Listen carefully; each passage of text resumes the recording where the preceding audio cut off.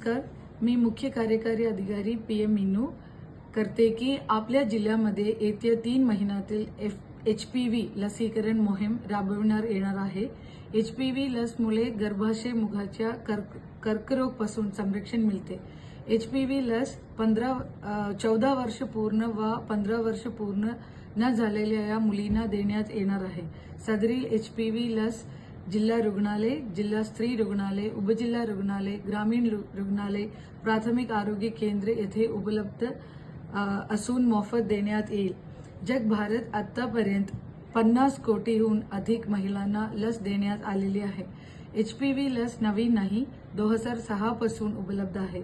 सदरील लस अत्यंत सुरक्षित आहे। याबाबत कोणत्याही अफवांवर विश्वास ठेवू नये। आपल्या मुलीच्या गर्भाशय मुखाच्या कर्करोगापासून संरक्षण करावे असे मी आपण सर्वांना आवाहन करत आहे। धन्यवाद।